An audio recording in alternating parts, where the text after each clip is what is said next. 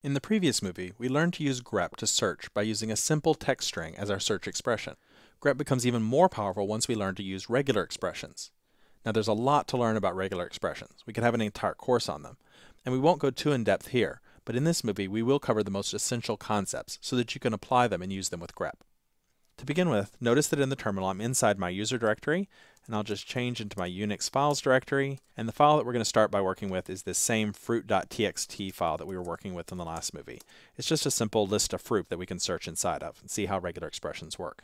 So to begin with, we saw that we can grep for apple inside fruit.txt. First thing I'm going to tell you about regular expressions is that it's a good idea to put quotes around it.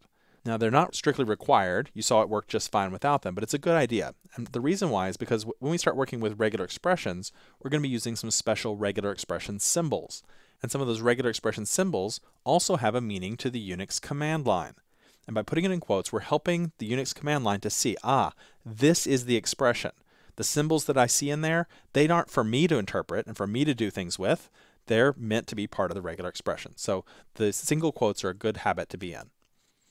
Now the string that we've been searching for, APPLE, that is a regular expression. It's the simplest regular expression that you can have because it matches only the literal characters APPLE.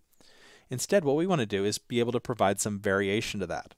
So for example, we can replace those P's with periods.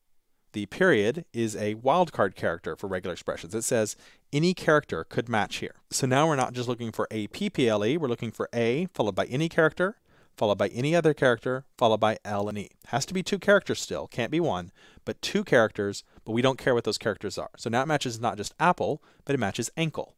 Now it's not that useful in this case because it really just does match apple, just the same, but let's try another example. Let's do grep that file for .a